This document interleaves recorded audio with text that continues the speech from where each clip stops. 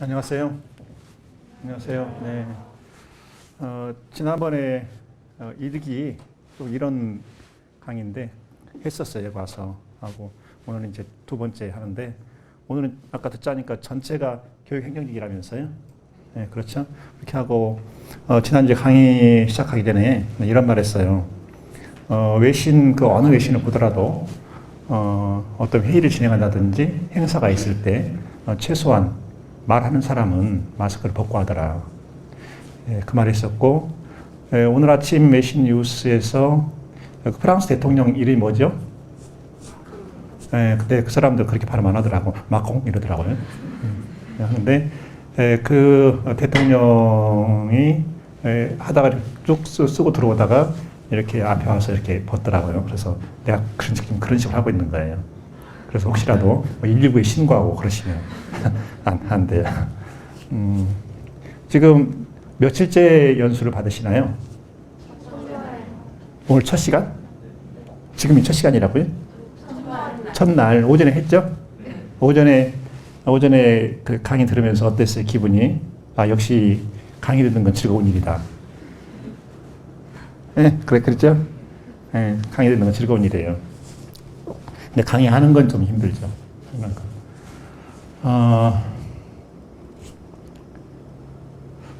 요즘의 시기를 가리켜서 여러 가지 용어를 씁니다. 가장 많이 쓰는 거, 국내뿐만 아니라 외국에서도 가장 많이 쓰는 게 코로나 크라이시스, 코로나 위기. 그리고 한국 사람도 잘못 쓴 용어가 있죠. 코로나 블루, 그런 말은 없어요. 코로나 블루스. 월요병을 먼데이 블루스라고 하잖아요. 그걸 따서 요즘 사람들이 코로나 블루스에 많이 빠져 있다고 그래요. 힘들지 않겠습니까? 매일 실시자가 나오고 그리고 매일 그 사업장이 문을 닫고 이러잖아요. 김치 공장 누가 말을 하대요. 말을 하는데 어제 들었네. 근데 이 김치 공장이 요즘에 그 김치 한 포기에 가격이 엄청 높잖아요. 한 10,000원 이렇게 된다고 해요. 그런데 거기도 이제 양극화가 일어나가지고 김치 공장도 규모가 작은 김치 공장은 거의 다 문을 닫아버린대요. 왜 그러냐? 물량 확보가 안 되니까. 그런데 규모가 큰 김치 공장은 오히려 더 잘 되는 거죠. 왜 그러냐?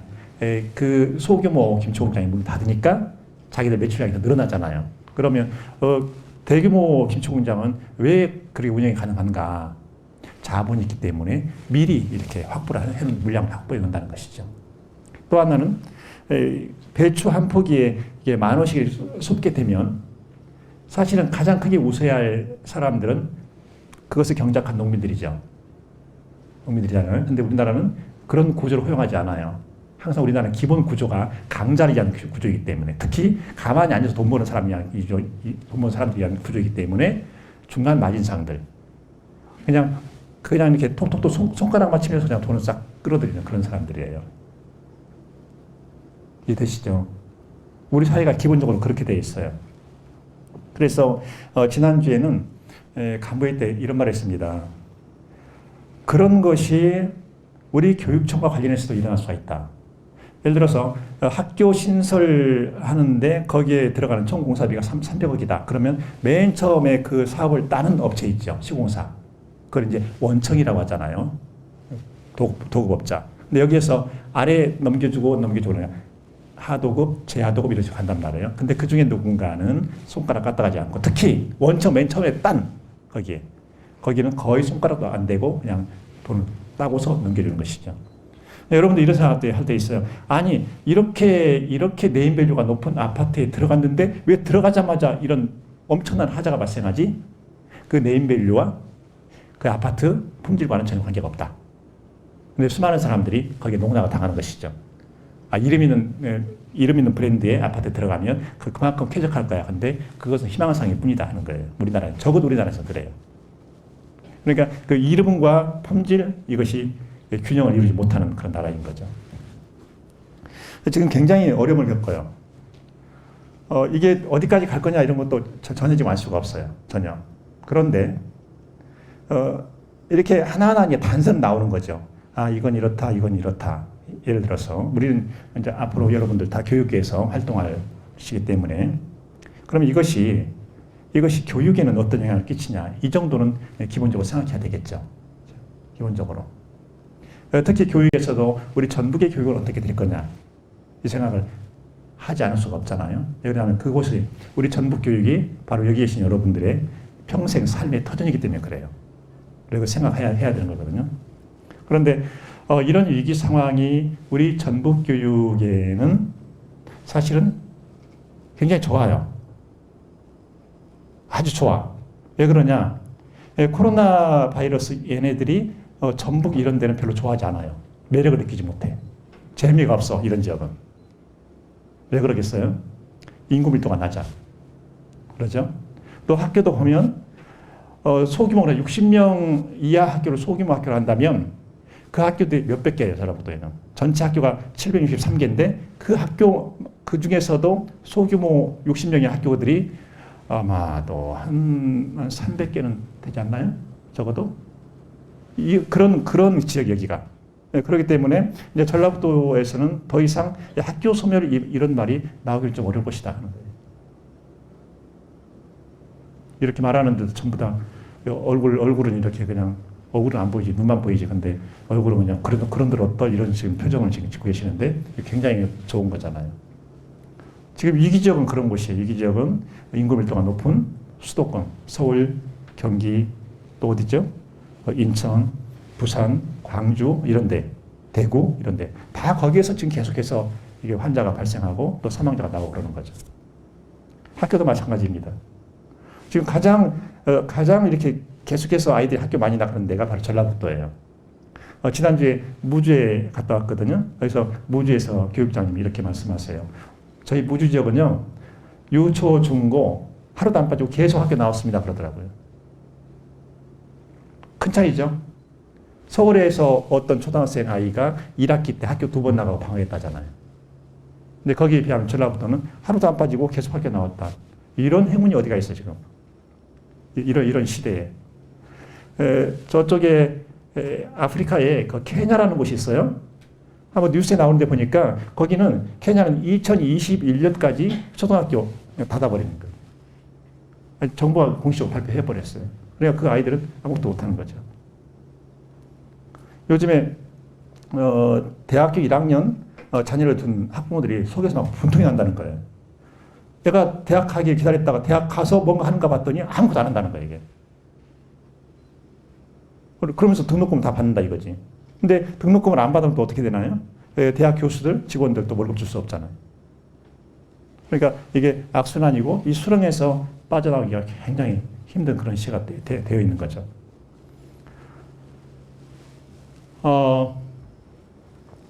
혹시 여러분들 평소에 바나나 좋아하세요? 바나나 이렇게 먹으려면 이렇게 어때 막 기분이 좋아져요? 아니면 뭔가 꺼려져요? 이거 뭐 안 좋은 거 들어가 있는 거 아니야? 그래서 되게 한국 사람들 보면 바나나 먹을 때 맨 끝부분을 이렇게 잘라놓고 먹죠. 그 아래도 끝부분 잘라놓고. 그런데 바나나를 맛있게 먹으려면 바로 먹는 게 신鲜을 먹는 게 아니라 그냥 그대로 놔두는 거지. 상온에 놔두고서 얘가 이제 좀 약간 검정색이 띄면서 익어갈 때 그때 먹으면 당도가 좀 높아지잖아요. 바나나를 어디서 맨 처음에 재배하기 시작했을까? 혹시 아는 분이요? 맨 처음에 어디에서? 사우스 이스트 에이지아. 뭐죠? 동남아시아에서. 남태평양 여기에서 맨 처음에 바나나를 재배하기 시작했대요. 그리고 이 바나나는 이 재배가 여러 가지 과일들 있잖아요. 과일 중에서 최초의 재배 열매라는 거예요. 과일. 바나나가. 근데 우리는 지금 바나나 이게 몸뚱이를 먹잖아요. 근데 처음에 재배할 때는 먹는 부위가 달랐대요. 어느 부위를 먹으려고 했냐? 바나나 이거 뿌리를 먹으려고 했다는 거예요. 그래 그걸 재배했다는 거예요. 그래서 그때만 하더라도 수많은 바나나 종이 있었던 거죠. 그런데 요즘 우리가 먹고 있는 그 바나나 이 종은요, 거의 다 한 가지로 끝나 있대요. 캐번디시 바나나라고. 이 하나로. 여기까지 온 게, 그러니까 수많은 바나나 종이 사라져버렸잖아요. 사라져버렸는데, 거기서 결정적으로 그 역할을 한 집단이 누구냐? 다국적 브랜드 기업. 여러분 알 겁니다. 캔에 보면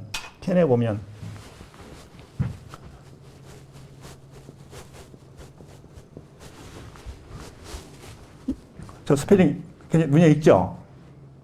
그리고 저것이 딱 적혀 있는 순간, 그리고 내가 손에 대는 순간, 내가 마치 뭔가 이렇게 그 선택된 사람인 것처럼 이런 걸 먹을 수 있는 그런. 여기 이거. 그 다음에 치킨 디쉬라는 거기. 이 두 개가 다국적 브랜드 기업인데 여기에서 바나나 그 유통시장을 독점하면서 거의 하나의 종으로 줄어들었다는 거예요. 그러면 여러분 종이 다양하게 있다가 차츰차츰 줄어들어. 그러면 맨 마지막에 뭐죠? 맨 마지막에 이제 맞이하는 게 멸종이잖아요. 그래서 우리 인간들이 바나나를 계속 먹을 수 있는 게 언제까지냐? 이제 굉장히 불투명해진 거죠. 상태가. 이런 사람이 있어요. 이 사람 이름이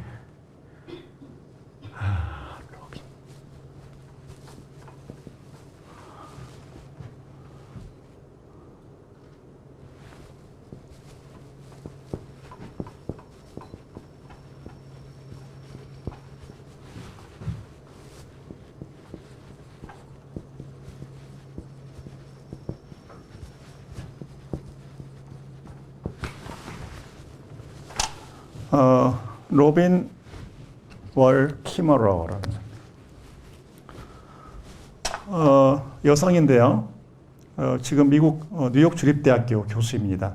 근데 이분이 맨 처음에 낸 책, 이게 그 이름이 게더링 모스가 뭐죠? 이끼죠. 이끼. 그 게더링은 모으는 거죠. 근데 우리나라 책을 또 어떻게 번역했냐면 진짜 한국 사람 이러면 이렇게 하지 않아야 되는데 제발 외국 사람이 쓴 걸 그대로 옮겨주면 좋겠어요. 제목을. 여기 막 비비 꽈버려요. 한국 사람은. 그냥 저것을 우리말로 옮길 때 이끼 모으기 하면 되잖아요. 근데 어떻게 번역했냐면 이끼와 함께 이렇게 한 거예요. 그러니까 이끼와 함께 무슨 뜻이? 이런 생각을 하게 되는 것이죠. 근데 이 사람은 계속해서 이렇게 생물 다양성, 생물의 종 다양성 이것을 쭉 연구해요. 평생 연구하는 거죠. 평생 연구하는데 이 책에 이런 말이 나와요.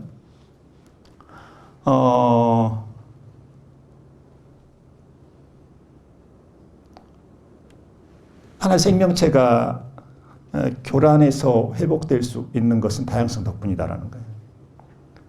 교란되잖아요. 근데 거기서 지가 스스로 일어나는 거 다시 그것은 다양성 덕분이다라는 거예요. 소나무는 산불이 지나고 나면 무성해진다. 더 잘 자란다는 거예요.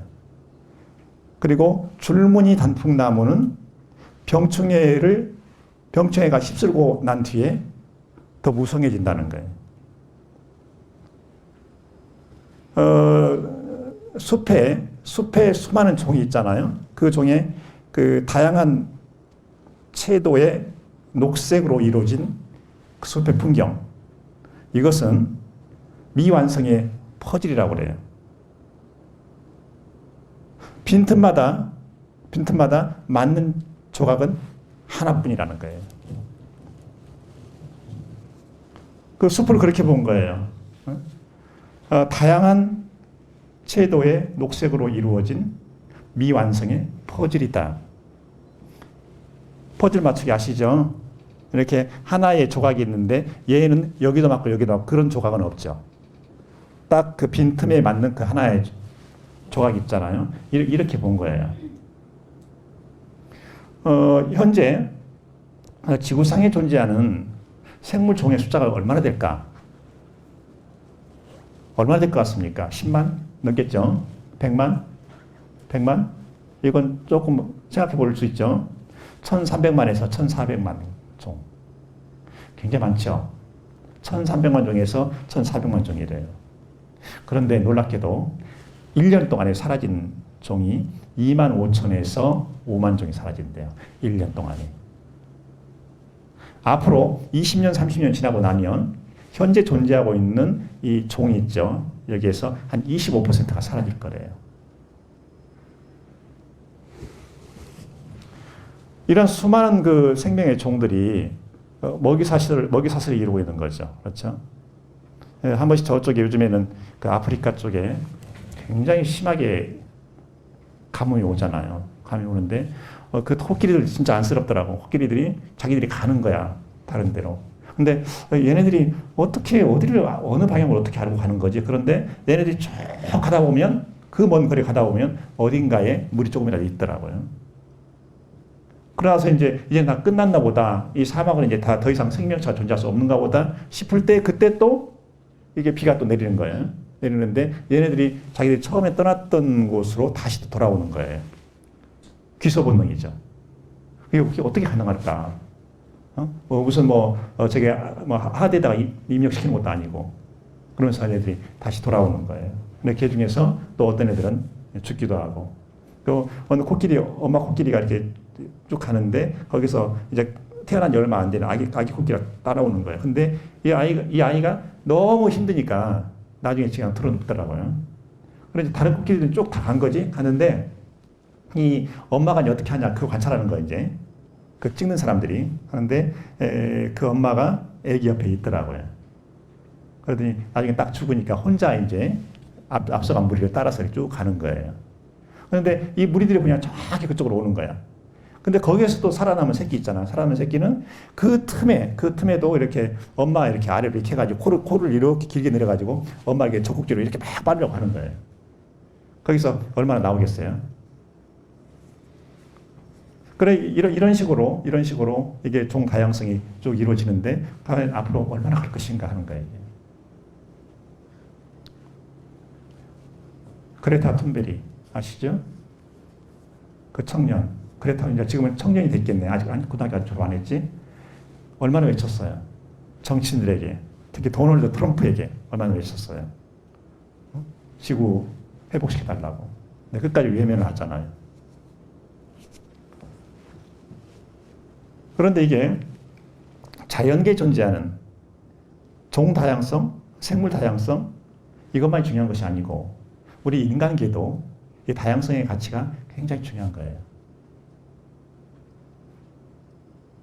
굉장히 중요한 거예요. 그 다양성 속에 바로 여러분 한 분 한 분이 존재하고 있는 거죠. 왜 우리나라 헌법이 제10조에서 모든 국민은 인간으로서의 존엄과 가치를 가지며 행복을 추구할 권리를 가진다 이런 말을 하고 있을까? 바로 한 분 한 분이 중요하기 때문에 그러는 거예요. 아까 키머너가 그런 말을 했죠. 그 빈틈에 맞는 조각은 뭐라고요? 하나뿐이라고. 그런 의식을 인간들이 가지고 있고 그런 자존감을 가지고 있으면 항상 내가 앉아있는 그 자리라고 하는 것이 새롭게 다가오는 거예요. 아, 이 자리는 내가 왔어야 맞아 이런 생각을 하는 거죠.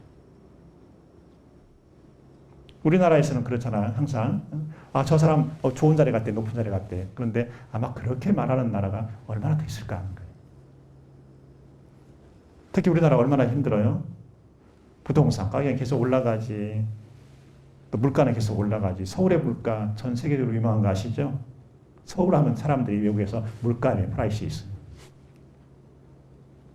근데 얼마나 밀집도는 높고 어떻게 보면 이런 코로나 위기 시대에 서울이 존재하는 가치가 기적 아닙니까? 밀집도를 줄이라고 하는데 서울은 그거 줄였다가 존재 자체가 안 되는 거예요. 출퇴근 시간에 지하철은 어떻게 할 겁니까? 거기에서 2m 간격 유지하라고 하면 어떻게 되겠어요? 지금 전라북도에서 행정명령이 내려가지고 50명 미만만 모이라고 하잖아요. 그러면 서울은 어떻게 되는 겁니까? 전라북도보다 훨씬 더 조건이 안 좋은데? 우리 젊은 층들 어떻습니까, 여러분들? 집 사놓으셨어요? 집 사놓으셨어요? 10월 20일 국정감사가 있는데 지금 계속해서 자료 요구해요. 이제 국회 의원실에 자료 요구하고 오거든요. 김성환 교육감 부동산 현황 내라. 에휴, 내가 또 얼마나 또 이렇게 창피를 당해야 하나. 익산에 살고 있는데 익산에 있는 아파트 팔아가지고 전주 전세 못 들어오거든요. 근데 뭐라고 그렇게 굳이 그런 거 알려고 할까? 나를 얼마나 이렇게 부끄럽게 만들어면. 나중에 혹시 뉴스에 그거 나오면은요, 저 김성환 교육감이 전주에 그냥 안 오는 것이 아니라 돈이 없어 안 오는구나. 그렇게 생각하면 돼요. 실제로 익산 아파트 팔아가지고 못 들어온다니까, 전주에. 이렇게 부동산 가격이 계속 올라가잖아요. 그런 나라도 좀 있어요. 스위스도 사실 그래. 스위스 쥐리히에 아무나 못 살아요. 그래서 쥐리히에 못 들어가는, 끝까지 못 들어가는 거예요. 중국의 그 베이징 있죠. 거기도 못 들어가는 사람 끝까지 못 들어가. 왜 중국의 수많은 학생들이 베이징 대학에 들어가려고 하느냐. 전에 89년인가 갔는데, 그때 베이징 대학생이 말을 하더라고요. 자기가 들어갈 때 자기 학교 경쟁률이, 입학 경쟁률이 5,000대 1이었다고 하더라고요. 칭화대학은 2,500대 1이고. 왜 들어가자고 물어봤어요. 근데 베이징 대학을 졸업하면 일단은 베이징 내에서 거주를 할 수 있다고 하더라고요. 그래서 거기 간다는 거예요. 근데 대부분의 나라는 사실 우리처럼 이렇게 주택 문제로 국민들이 어려움을 겪지는 않아요. 독일의 어떤 집, 그렇게 크지도 않아요. 우리라면 다주택식인데, 그 집에 한번 들어간 적이 있어요. 거기서 이런 말을 하는 거예요. 제가 이 집에서 지금 세대로 사는데 3대째 세대로 살고 있습니다. 그러니까 할아버지 할머니 사시다가 떠나시고 어머니 아버지 사시다가 떠나시고 그다음에 자기가 3대째 그 집에 세대로 사는 거예요. 그리고 물어봤죠. 미태 임차료 어떠냐고 그랬더니 거의 뭐 임차료 가지고 걱정하지 않는다는 거예요. 큰 폭의 변동이 없으니까. 임차료가 큰 폭의 변동이 없다는 것은 그 전제 조건으로 이런 게 있는 거죠. 주택 가격 자체가 큰 폭의 변동이 없어요. 더 기본적으로는 이 사람들 삶의 철학이 인간이 사는 공간을, 집을 재테크 수단으로 삼질 않아요. 다르죠? 그래서 이런 시대인데, 다시 돌아가서 말씀드리면, 현재 코로나 위기의 이 시대가 전라북도에 주는 의미는 뭔가? 여러분들 앞으로 이제 평생 전라북도에서 터잡고 살아야 되기 때문에요. 뭔가? 나는 기회라고 봐요. 지금 아이들이 학교 다니기에 이만큼 좋은 지역은 단언코 대한민국에서는 없다라는 거예요. 조금 전에 BTV 뉴스 그 동영상 하나 링크하고 왔는데, 완주에 혹시 완주 출신 있어요? 완주 양화. 완주 봉동초등학교가 전라북도에서 가장 규모가 큰 초등학교예요. 네, 거기가 너무 크니까 이제 이쪽에 양화분교가 있는데, 그 양화분교에 지금 35명의 아이들이. 근데 거기 아이들이 이렇게 뛰어노는 걸 뉴스로 냈더라고요. 지금 이제 그런 학교가 이제 살아남는 거죠. 살아나고. 이게 정상이라는 거죠. 아이들은 너무 이렇게 학교 가는 걸 좋아하는 거예요. 며칠 전에 그래 어떤 분이, 아유, 내 아이는요, 학교로 갔다면요, 집으로 오려고 하질 않아요. 한번 생각해 보세요. 여러분들 결혼해서 딸, 아들 이렇게 낳는데, 얘가 학교만 가면 안 들어오려고 집에. 학교에서 있겠다고 그래. 기분이 좋아요, 안 좋아요? 안심이 되는 거지. 학교를 그렇게 좋아하는구나. 그러면 됐네, 이거지. 우리 전라북도 교육청은 이제 그걸 강조하는 겁니다. 처음부터 끝까지 계속해서 다양성을 강조해 왔어요. 그러니까 다양성의 가치, 이것은 전라북도 교육청이 일관되게 추진해온, 10년 넘게 추진해온 기본적인 가치다. 이렇게 아시면 됩니다. 그러면 그 다양성 가치 속에서 각자 자기 역할을 할 수 있도록 그 기회를 제공하는 거죠. 그래서 그런 식으로 계속 나온다. 부족하면 부족한 대로 자기 역량을 발휘하면서 또 옆에 도움을 받을 수 있도록 체계적으로 그걸 갖추고 있다는 거예요. 여러분들이 앞으로 공직자로 살아가면서 순간순간 그런 생각을 할 수 있을 거예요. 하면 좋겠고, 내가 어쩌다가 전북교육청 소속 공직자가 되었나. 이거야말로 내 생에 가장 빛나는 선택이었다. 그런 감격을 누리면서 공직 수행을 하게 될 겁니다. 그렇게 신뢰해도 될 거예요. 앞으로 그런 시간이 계속 이어질 거고, 여러분들 희망을 가지고 잘 그 일을 해주면 좋겠습니다. 평가는 타인의 평가에 너무 신경 쓰지 마세요. 평가는 내 자신이 하는 겁니다. 내 자신이.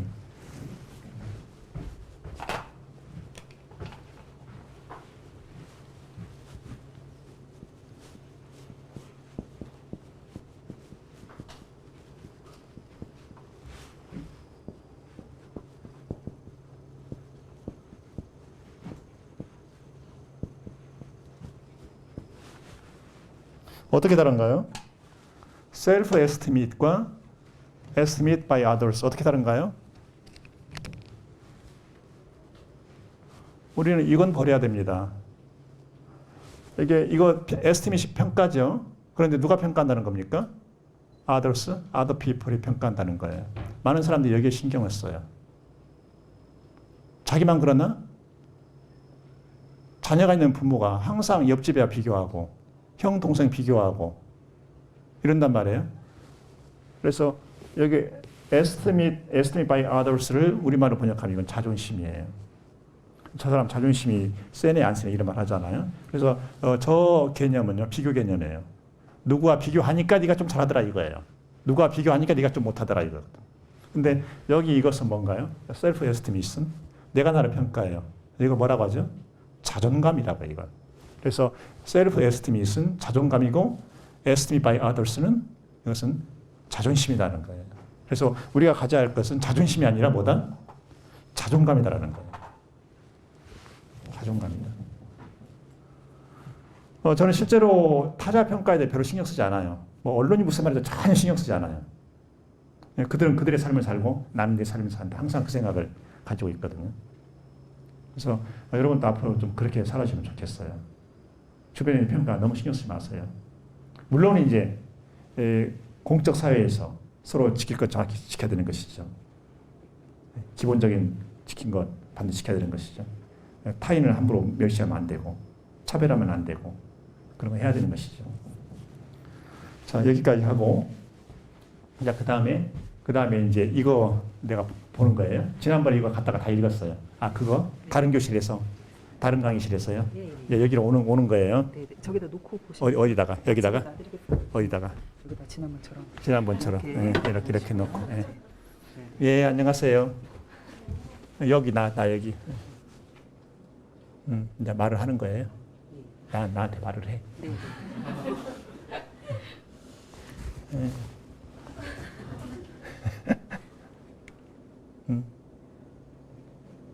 네, 입 벌리기. 지금 나 보고 웃고만 있어 지금.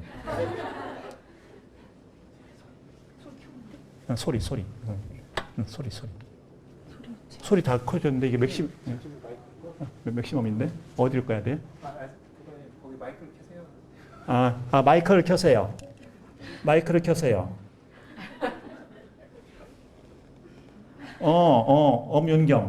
엄윤경 예비 9급 공무원님 이렇게 마이크 이거 좋습니다. 네, 됐어요. 네. 시작. 네. C반 대표 임윤경입니다. 임윤경 네 반가워요. 들리세요? 잘 들려요.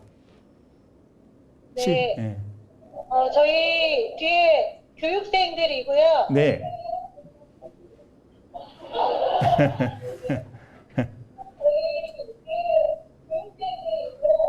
네, 같이 인사드리겠습니다. 네. 네, 교육관님 네. 안녕하세요. 네, 안녕하세요. 반가워요. 이제 그 다음에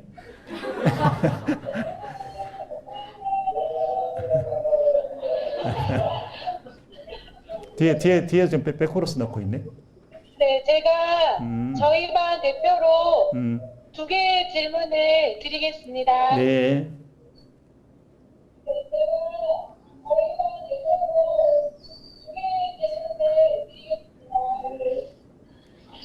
네, 지난 임기 10년 동안 가장 기억에 남는 일은 무엇이었나요?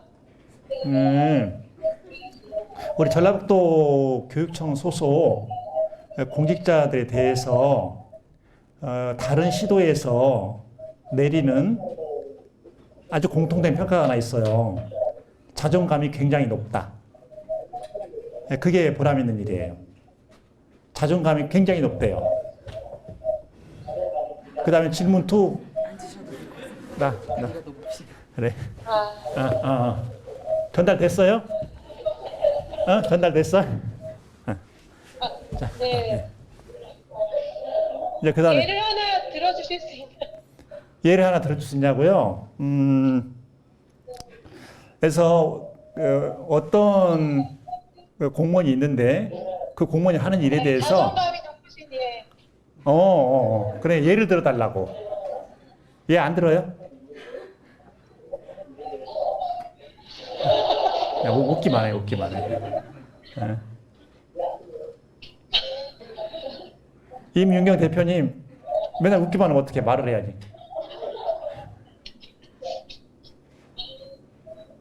그래, 두 번째 질문. 웃기만 해, 계속.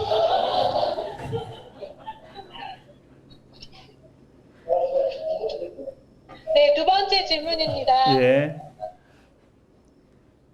남은 임기 2년 동안 꼭 하고 싶으신 일이 무엇인지 궁금합니다. 2년 못 남았어요.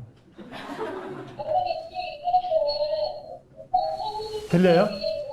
여기 질문 들려요? 남은 임기 동안, 남은 기간, 더 좀, 그동안 이제 만들어왔던 시스템 있잖아요. 이걸 좀 저 탄탄하게 하고 싶어요. 그래도 누구도 흔들지 못하게. 전달됐어요? 전달됐어요? 나는 안 봐. 저쪽 봐. 네, 알겠습니다. 예. 그래요. 고마워요. 질문해줘서. 네, 고마워요. 감사합니다. 네, 감사합니다. 된 거예요?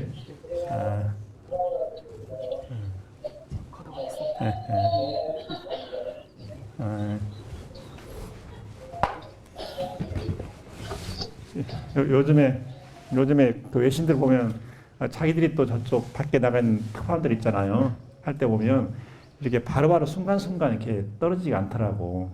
그래서 한참 있다가 이렇게 말하고 하더라고. 최근에 트럼프 대통령이 했던 말 중에 가장 충격적인 말이 있어요. 그 말 그대로 옮길게 한번 잘 들어보세요. I refuse to commit to a peaceful transfer. 나는 평화적 정권 이양에 집중하는 것을 거부한다. 그 D가 나와요. If I failed election in November. 내가 11월 선거에서 실패하면 평화적 정권 이양에 집중하는 것을 거부한다. 말 됩니까? 나 진짜 아주. 거기가 저기잖아요. 장사던 사람이잖아요. 저 사람 최소한의 상도이도 없나? 며칠 전에 도이체 벨레라고 독일 텔레비전 뉴스 채널인데요. 요즘에 독일이 좀 시끄러워요.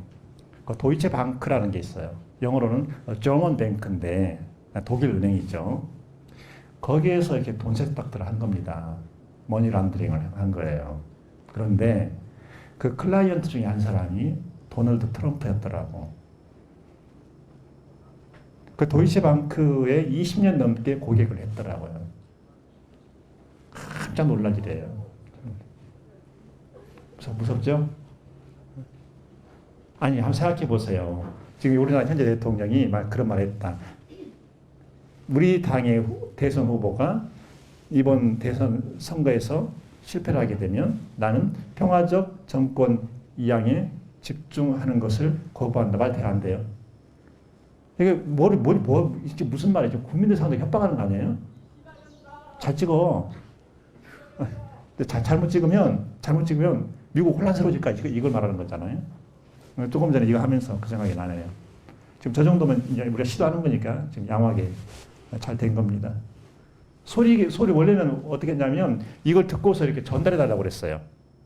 여기서는 잘 못 들으니까. 근데 뭐 잘 들리네 보니까. 그다음에 여기서 이제 질문합니까? 이거 하는 거예요? 이거 하는 거예요. 교육감님이 존경하시는 인물은 누구인가요? 우리 선생님. 네, 그분이 아니었으면 지금의 나는 없을 거예요. 근데 지도 교수님 돌아가셨거든요. 94세로 돌아가셨는데 그분은 매달 내 생활비 다 이렇게 해주셨고요. 용돈도 지원해 주셨고, 저기 등록금은 뭐 학교에서 면제해 주는 거니까 그렇게 했고, 그렇게 해서 제자한테 박사학위까지 주시고 그냥 그걸로 대학 교수가 되도록 하셨거든요. 그래서 가장 존경하는 분이에요. 그 다음에 내일 죽는다면 오늘 가장 하고 싶은 것은, 그죠? 라틴에 그런 말 있죠. 내일 죽을 것처럼 공부하라고.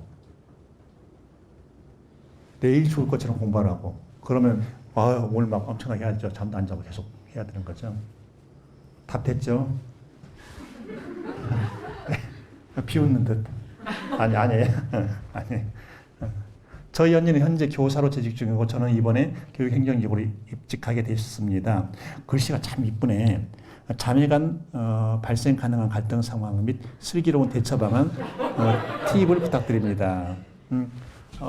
이게 있어요. 전에 그 대학에 근무할 때 보면 대학 교수와 행정직 사이 관계, 그 다음에 대학병원에 보면 그 교수와 간호사의 그런 갈등, 그리고 이쪽으로 오니까 교원직과 일반직 사이의 갈등 이런 것이 있어요.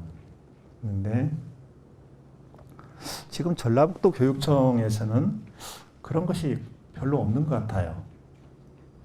다 서로 협력을 하더라고, 잘. 협력을 하고 서로 존중을 하고.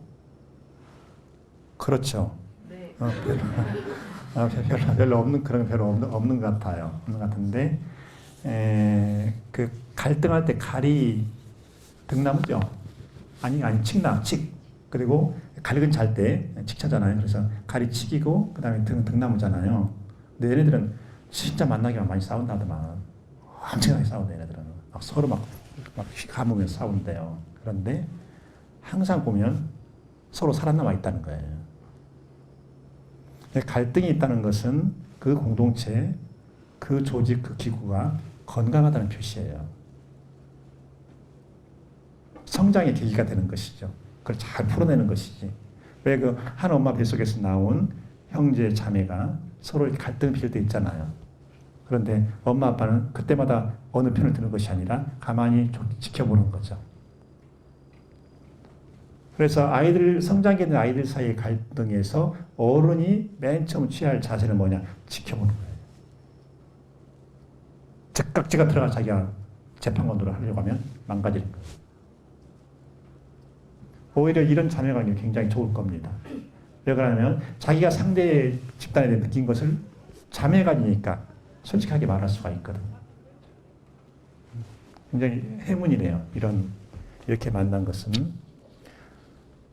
전북교육감을 하시면서 가장 힘들었던 것은 무엇인가? 가장 힘들었던 것은 무엇인가? 가끔 이렇게 아이들이 죽을 때가 있어요. 이렇게 뭐 사고로 죽는다든가, 어떤 그 질병으로 죽는다든가, 아니면은 이제 극단적 선택으로 죽는다든가. 그리고 교사가 그런 경우도 있고요. 또 교육행정직에서도 그런 경우가 있어요. 최근 몇 년 사이에 교육행정직에서는 그런 사건은 하나도 없네요. 그런 사건, 사고는. 좀 이렇게 안정되어 있는 것 같아요. 시스템 자체가. 네, 그런 것이 가장 가슴 아프죠. 좀 더 견디지 않는 생각. 자살이죠, 자살. 아무리 인간이 어려움에 빠져도요, 딱 한 가지 조건만 있으면 자살하지 않는데요. 그게 뭐겠습니까? 우리 아이들 학교 자살하잖아요. 근데 그 아이들에게 마지막 순간에 그 아이를 지탱해주는 친구 한 명만 안 죽는데요. 옆에서 버팀목이 필요하다는 거예요. 버팀목이. 그렇죠? 그래서 결혼해서 내 배우자가, 아니면 지금 내 부모가, 아니면 내가 난 자식이 어떤 상황에 빠질지 모른단 말이죠. 그때 그걸 딱 목도하는 순간, 그 느낌을 받는 순간 맨 처음에 해야 되지는 그거예요. 내가 버팀목이 돼줄게. 버팀목이라고 하는 것이 많은 말을 할 필요가 없는 겁니다. 버팀목의 기본적인 것은 함께 있어주는 거예요. 그 다음에 직원과 갈등이 있을 때 어떻게 해결하시나요? 교육감과 직원 사이 갈등이 있을까요? 없을까요? 네? 있죠, 당연히. 있죠, 당연히. 그래서 일을 하다 보면 왜 저 직원은 일을 저렇게 했지? 저렇게 했지? 생각을 해요. 그러면 이제 그 일에 상응하는 어떤 조치는 분명히 해요. 그리고 하는 일이 뭔지 아세요, 교육감은? 계속 이렇게 지켜봐요. 거기로 가서 뭘 어떻게 하고 있나, 이거 지켜보는 거예요. 그래서 이제 스스로 이렇게 여러 가지 정돈이 되잖아요. 아, 이 정도면 이제 확실히 정리가 됐네 할 때, 그때 다시 또 콜을 해요. 이런 식으로 일을 하거든요. 갈등이 당연히 있죠. 그 다음에 공직생활을 잘 할 수 있는 팁이 있으신가요? 아까 이야기한 게 저겁니다. 자존감이에요. 자존감에. 난 뭘로 유명하냐면 그 검색창에 포털 검색창에 내 이름을 안 쳐요. 관심 없어요. 뉴스에 뭐 나왔다. 뉴스 나온 것도 몰라요. 그러니까 어쩌다가 뉴스 나오는 거 어떻게 보냐면 이렇게 채널 돌리다가 이렇게 싹 스쳐나갈 때 내가 나오네? 그러게. 그렇게 하지. 그냥 시간 정해서 내가 나오는 뉴스를 보는 적은 없어요. 중요하지 않다는 거죠. 근데 이것이 교만하고는 달라요. 그 시간에 차라리 공부를 한다 이런 뜻이거든요. 공직생활을 하면서 가장 큰 실수가 무엇이었고 그걸 통해서 느꼈던 점이 무엇인가요? 아픈 질문 하시니. 누구예요? 그냥 이렇게만 누구 이렇게만. 아니. 실패에서 가장 힘든 실패가 사람 잘못 보는 거예요. 이 사람은 이 일을 할 수 있겠지라고 했는데 아닌 거예요, 이게. 그러면서 전혀 엉뚱한 일을 하는 경우가 있어요. 근데 이런 경우가 있어요. 저 사람 분명히 자기 현시욕이 굉장히 강하고, 자기 현시욕 알죠? 자꾸 나를 드러내려고 하는 거, 나 똑똑해요, 뭐 이렇게 하는 거. 자기 현시욕도 굉장히 강하고 욕심도 굉장히 많구나. 이게 하는데, 근데 어쨌든 지금 내 옆에서 일을 하고 있잖아. 그때 난 드는 생각이 그거예요. 내가 쭉 기다리면서 하다 보면 스스로 느끼는 것이 있을 것이다 라고 했는데 결국 등에다가 확실하게 빗으로 꽂아버리더라고요. 그래서 그것 때문에 검찰 불려가 조사도 하고 재판도 하고 이러는. 근데 지금 와서 생각하면 이제 그렇게 사는 인생이 사실 안쓰럽죠. 왜 소중한 인생을 그렇게 사나? 그런 게 있었어요. 그 다음에 학교자치 시행 시 예상되는 문제점, 참여 학생, 그 다음에 학부모와 교직원, 유착이죠. 예, 그 다음에 비참여 학생 소외 등 해결 방안.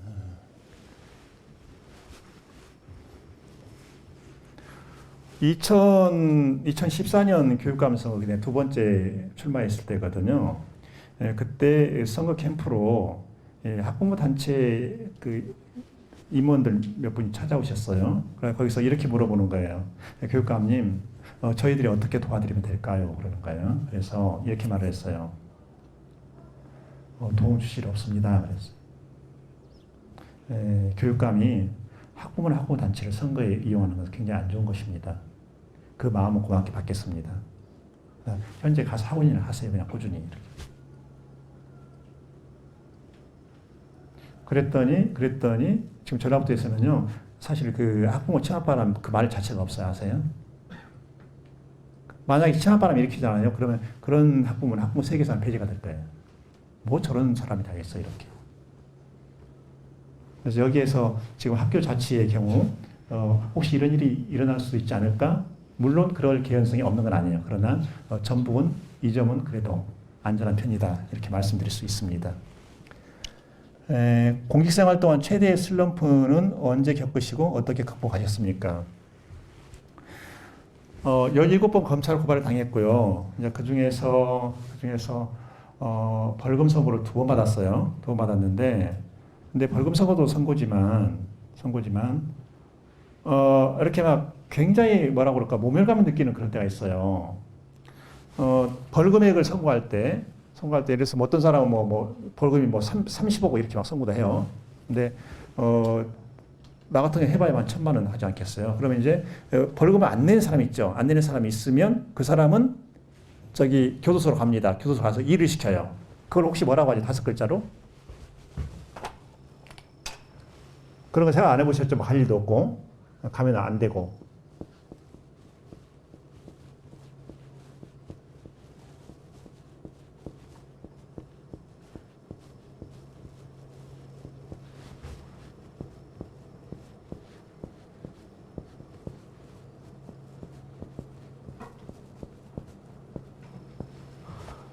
뭐죠? 예? 노역장? 유치하는 거예요. 일을 시키는 겁니다. 근데 그거 계산해야 될 거 아닙니까? 이 사람 이 벌금이면 며칠, 판결문 선고할 때 그걸 계산해 주거든요. 재벌들은요, 많을 때 어떤 제자 변호사가 그래요. 한번 서울에서. 교수님, 정말 제 눈을 의심했습니다. 그러는 거예요. 왜? 그랬더니, 아니, 어떤 그 재벌 총수 있잖아요. 벌금 계산하는데 노역장 유치가 하루에 3천만 원이에요. 그런 거예요. 그러니까 3억이면 그 사람 얼마 있으면 되는 거예요? 벌금 3억이면 10일까지 있으면 있다고 되는 거야. 근데 전북교육 가면 노역장 유치 하루에 얼마인지 아세요? 10만 원 계산했어. 굉장히 모멸감이 느껴지더라고. 그냥 차버리고 싶더라고. 그러면 네가 만약에 벌금 선고받아 너는 하루에 얼마 칠 거야? 이런 생각이 들더라고. 너 때 기분 별로 안 좋죠? 이 말 들으니까. 어떻게 하루에 10만 원이야. 재벌은 하루에 3천만 원이면서. 그런 식으로 이렇게 모멸감을 주는 판결을 맞을 때 일을 하면서 마주치게 될지 모르는 허위사실, 헛소문 퍼뜨리는 사람, 선동하는 사람, 그 다음에 편가르기 하는 사람에 대한 현명한 대처 방법이 궁금합니다. 이렇게 했는데 이게 그 표현이 그 아름다운 표현은 아니야. 아름다운 표현이 아니지. 근데 사람들이 그래요. 나 자신도 그렇게 생각하고 김성환 교육감이 가장 잘하는 게 하나가 있다. 가장 잘하는 게 하나가 있다. 세 글자로. 세 글자로. 뒤에 두 글자는 힌트 드릴게요. 뒤에 두 글자는 무시. 앞에 한 글자는 뭐겠어요? 나 진짜 그거 잘해. 나는 내 자신에게 내 자신이 너무 이쁠 때가 있어. 왜 이렇게 개무시를 잘하냐? 이렇게. 아시겠죠? 개무시하세요. 이렇게 생각하세요. 내가 너한테 신경 쓴다고 내 에너지 그렇게 값싼 에너지가 아니야. 나는 항상 그 생각을 해요. 간혹 가다가 서울 쪽에 아주 그 메이저 신문들 있죠? 공격을 하거든요. 어떤 때 막 일면에 갖다 막 공격해버려요. 어떤 신문은요, 일면에 김성환 교육감이 냈는데 제목이 뭔지 아세요? 김성환 교육감 그는 누구인가? 아, 참. 그렇게 낸다니까, 제목을. 그러니까 우리 이제 직원들도 화가 날 거 아니에요. 특히 공보팀에서. 내가 그냥 가만히 있으라고, 대응하지 말라고. 그 신문이 나하고 같은 수준이냐고. 나는 걔네들하고 안 노니까 신경 쓰지 말라고 그러거든요. 개무 잘한대요. 그냥 흘려보내야 돼요. 흘려보내야 돼. 저기 그 무술 중에 이런 게 있어요. 이렇게 공격 딱 들어오잖아. 나 때리려고 들어오잖아요. 들어오면 이렇게 들어오는 방향으로 흐름을 딱 타줘. 이렇게 해서 슉 해가지고 이렇게 넘어지게 해버리거든. 굳이 내 힘을 쓰지 않고. 여기 계신 분들도 질문 나는 계속 여기 이거 하고 싶은데. 그래요. 하세요. 그러면. 아니 근데 여기 아마 쓴 것 중에 아마 여기 봐 있죠? 예, 그러니까 여기 내 건 읽었다 그분은 하지 마세요. 그지? 그래서 서로 저기 공평해야지. 자, 안 하신 분 중에 한번 해보세요. 안 하신 분. 예, 하세요. 예, 그냥 앉아서 하세요. 네, 안녕하세요, 교육감님. 저는 비반 대표 심노을입니다. 네. 이제 발령 전까지 시간적인 여유가 있어서 책을 읽고 싶은데 교육감님이 제일 좋아하시는 책이 무엇인지 궁금해요. 워낙 많아가지고 이란 여성인데 이란에서 거의 공직도 했어요. 이란에서 지금 이란 그 남녀 사회적 지위 아시죠? 엄청나거든요. 이란에서 볼 때 여성은 인간이 아니더라고. 이렇게 할 수가 있나? 근데 그게 그 사회적 평가 대우뿐만이 아니고 한 가정 내에서도 이거 뭐 여성은 뭐 사람도 아니네 싶을 정도로 그 사람의 이름이 산이이인데요. 산이이 나의 목이라는 책이 있어요. 나의 목. 사실은 나는 개인적으로 나의 몫이라는 그 용어를 굉장히 좋아하거든요. 어떤 데 일하다 보면 굉장히 힘들 때 있잖아요. 이럴 때 있지. 아니 그 다른 교육감님들은 다 편하게 하더만 왜 나한테 이렇게 계속해서 어려운 것이 닥치고 하지? 이럴 때가 있지 않겠어요? 그때 내 마음을 딱 진정시키는 단어가 그거예요. 이게 나의 몫이야. 이렇게. 그 책을 꼭 추천하고 싶어요. 저게 방금 질문하면서 이렇게 질문하는 그 분위기, 예, 그리고 현재 앉아있는 그 자세에 보니까 거기에 딱 맞는 책이 산이의 나의 몫입니다. 읽어보세요. 여기는 또 다른 사람이 물어보면 또 그 분위기에 맞게 또 책을 내가 추천하거든요. 전체를 막 놓고서 책을 추천하는 그런 별로 좋은 건 아닌 것 같아요. 네, 그 다음에요. 네, 여기 하고 그 다음에. 먼저 조금 먼저. 서지화. 예, 진화.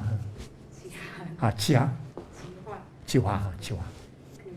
법 전공하신 걸로 알고 있는데 예. 어떻게 교육 분야에 관심을 갖게 되었고 그리고 교육감에 출마하기로 결심을 하신 건지 궁금합니다. 그래요. 아마 그 질문은 지금까지 아마 최소한 100번은 넘어요. 최소한 100번은 들었을 것 같아요. 특히 아이들이 궁금한가 봐요. 초딩, 중딩, 고딩 이네들이 그걸 엄청 궁금하게 생각하고 또 어떤 초딩은요. 교육감이 되려면 무엇을 준비하나요?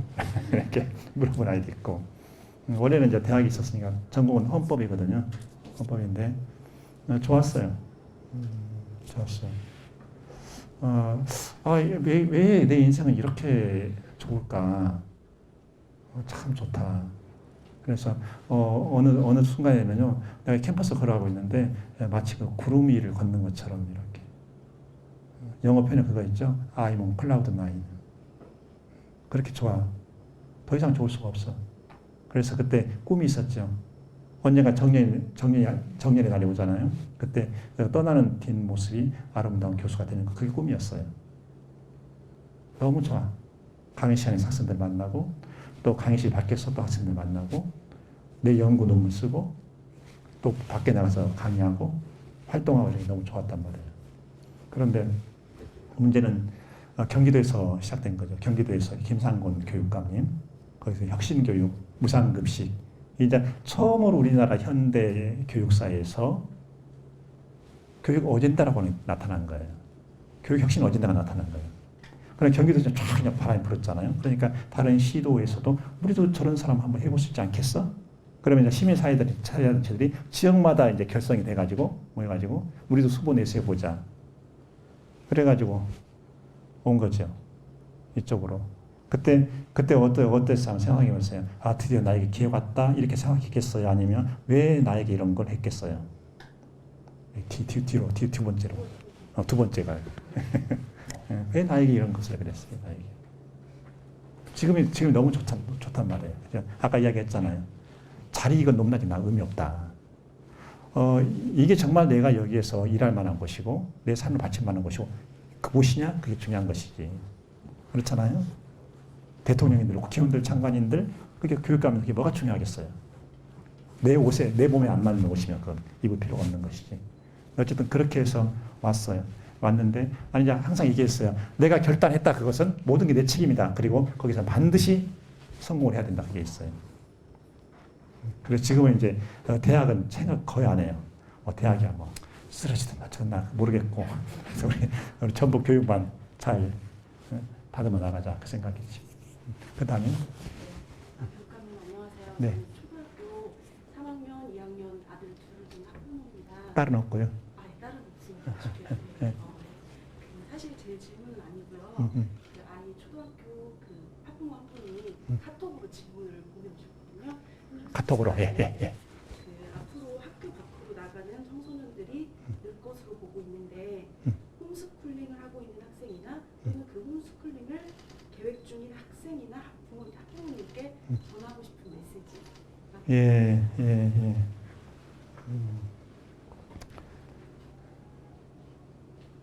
그 아이들은 그 성장기에 배움이 필요하잖아요. 배움이 필요한데 그 배움이 반드시 제도 교육을 의미하는 것은 아니에요. 이것은 내 자신의 말이 아니라 어떤 법에 규정된 것이 아니라 수많은 인류사가 그걸 말을 해주고 있어요.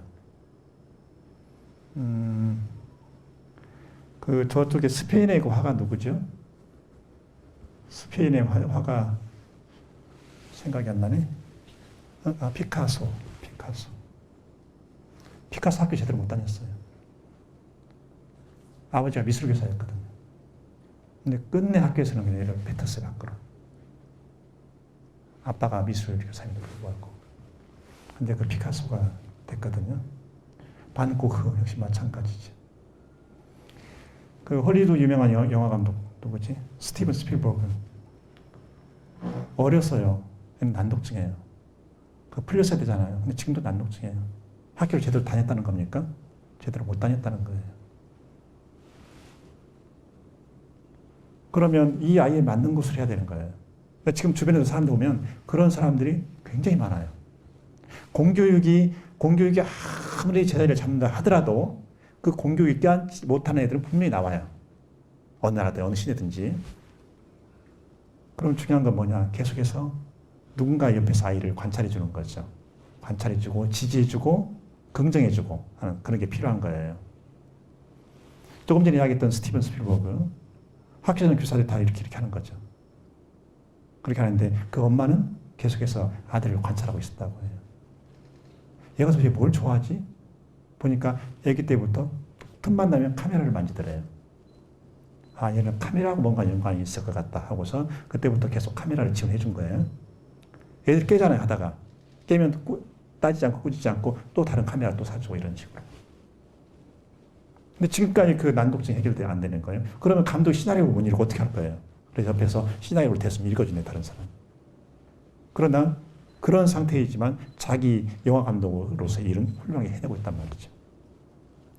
그러니까 일반적인 표준을 세워가지고 내 그 표준을 가지고 내 아들, 내 딸을 잴 필요는 없다는 거예요. 그래서 그게 중요하다고 봐요. 그래서 이런 경우에 가장 필요한 말이 지금도 전 세계 모든 사람들이 그러죠. 이분은 아이들의 성자 이렇게 부르는 사람이 있어요. 그 폴란드의 야누시 코르차크라는 사람이 있어요. 코르차크의 아이들이라는 책이 있거든요. 그 책 한번 공부해 보세요. 그분한테. 거기 이런 말이 나와요. 아이들에게 필요한 것은 오직 한 가지, 존중받고 사랑받는 것이다. 뭘 가르쳐주려고 하는 것이 아니라. 그럼 결국에 시간이 좀 더 들 뿐이지, 좀 이렇게 우회로를 탈 뿐이지, 결국에 자기 일 간다. 그것이 엄마, 아빠한테 그런 확신이 있으면 그것이 그대로 아이에게 전달될 거라고요. 내 아이 잘 될 거야. 이 확신만 있으면 그 아이는 결코 넘어지지 않는다는 거죠. 그 책 좀 한번 권해주세요. 야누시 코르차크. 그냥 뒤만 썼어요. 그냥 코르차크. 코르차크의 아이들이에요. 책 제목이. 최근에 또 판이 나왔더라고요. 그 다음에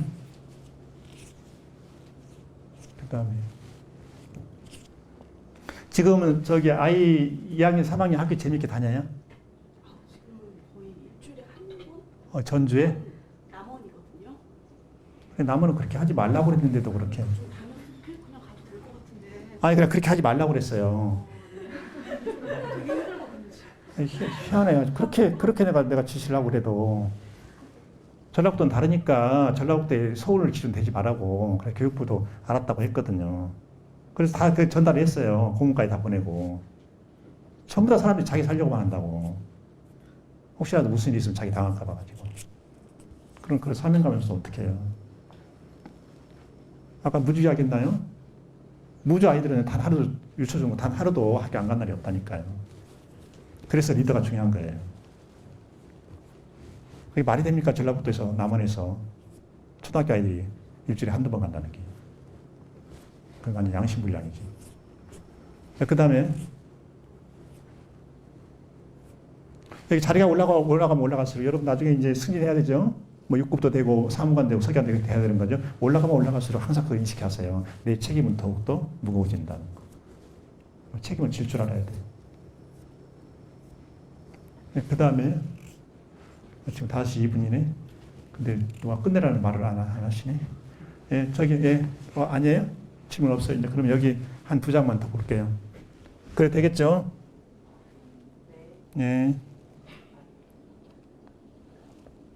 여기 그 처음 교육감이 되실 때 가장 먼저 추진하시겠다고 생각했던 정책은 무엇인가요? 성공적인 결과를 내셨나요? 제가 대학 있을 때요, 강의 잘하는 교수로 통했거든요. 통했는데, 항상 이렇게 마음속에 부끄러움이 있었어요. 이게 강의라고 하나? 이 생각이. 법대 아시죠? 법대는요, 철저하게 주입식 강의하는 곳이에요. 애들이 잘 외우고 잘 써야 돼, 그냥 그대로. 자기 생각 쓰면 안 돼. 똑같은 그냥 그걸 쭉 써야 돼요.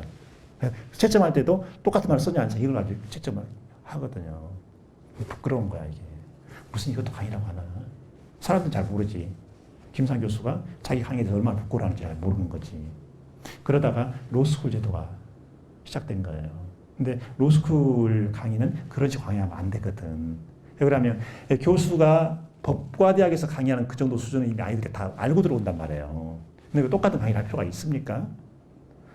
여러분들 대학 들어갔는데 교양 영어라고 들어갔어. 이게 뭐야 도대체. 고등학교 때 다 한 걸 갖다가. 그런 경험 있죠? 그런 식으로 로스쿨에서 그런 식으로 강의를 하면 안 되거든. 그래서 드디어 때가 왔다. 이런 생각이 들더라. 그래서 로스쿨 강의가 딱 시작된 2009년인데 그때부터는 계속 저기 한 거예요. 문답식으로 한 거예요. 문답식 토론식으로 한 거예요. 그리고 학생들이 마음대로 물어보고 그리고 그때 외국 자료 이렇게 프라모터 내려가지고 검색해서 그 외국 자료 판례 띄워놓고 그것도 분석하고 이런 식으로 했단 말이에요. 그래서 그때 2009년이 되니까 이제 그때부터 살 것 같아. 나 살 것 같다 이제. 이 부끄러움 이제 내가 이제 벗어나는 이런 생각이 드는 거. 제가 강의를 하는 것 같아. 근데 이것이 대학에서만 이런 것이 아니라 우리나라 초, 중, 고 교육도 그렇게 했단 말입니다. 여러분 그렇게 받았잖아요. 그러죠? 학생들은 입 닫고 있고 우리 교사만 입을 벌렸잖아요. 이게 무슨 교육이냐고. 그래서 그걸 이제 1년 이렇게 경험을 하면서 로스쿨에 이제 드디어 됐다. 그러니까 출판사에서 이제 의뢰가 올 거 아니에요. 김상 교수님 헌법 로스쿨 교과서 좀 써주세요. 그래서 한 두 군데가 그때 이제 서로 이렇게 연락을 하고 있었어요. 원고 다 썼죠. 그걸 가지고 2010학년도 로스쿨 헌법 강의를 하려고. 그러다가 2010년 선거에 나오게 된 거예요. 어떻겠습니까? 기뻤겠습니까? 드디어 나는 이제 교수가 됐어. 그때가요. 2009년이. 그리고서 이제 2010년 딱 눈앞에 떠오르니까 정말 이제 제대로 이제 끝장내준다 하고 있었다니까, 강의를. 그래서 그 교과서 준비한 거, 원고 다 사장돼 버렸고, 그런 거예요. 그런 거였어. 그래서 여기 와서 한 것이 뭐냐, 혁신교육, 혁신학교. 그래서 시작한 거예요. 혁신학교. 제발 아이들 입을 벌리게 해주세요. 이거예요. 간단히 이야기하면. 그래야 아이들이 이게 배우는 즐거움이 있잖아. 그죠? 나 오늘 선생님한테 뭐 여쭤봤다? 이런. 나 오늘 뭐 해봤다? 이런. 그리고 교사는 뭐예요? 교사는 아이들이 이렇게 쭉 하는 걸 보면서 성장을 보잖아요. 그러죠? 농부가 이렇게 농작물이 성장하는 걸 보는 것처럼 좋다. 그게 가르치는 보람이잖아요. 그리고 엄마 아빠들은 뭐예요? 아니 작년까지 내가 학교 안 간다고 그렇게 난리치더니 떼쓰고 하더니 올해는 웬일이야? 학교 간다고 저 난리네 아침부터. 그리고 학교 가면 안 오려고 하네. 실제로 그런 학교들이 있잖아요. 교육감님. 저희 학교 애들 정말 힘들어요. 뭐가 힘들어요? 애들이 끝나도 안 가요. 얘네들이 집에 안 가요. 그리고 토요일, 일요일에 원래 학교 나옵니까? 얘네들이 토요일, 일요일에도 학교 나와 놀고 있어요. 그게 힘들어요. 그러더라고요. 이 정도면 많이 변한 거잖아요. 이제 한 분만 더 할게요.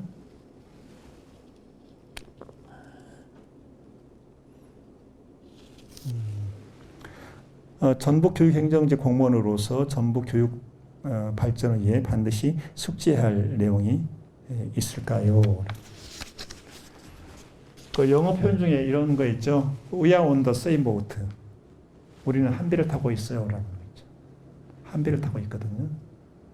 지금 전북교육청이 어디로 가고자 하는 거지? 그 정확히 보는 것이죠. 그게 교육 비전이에요.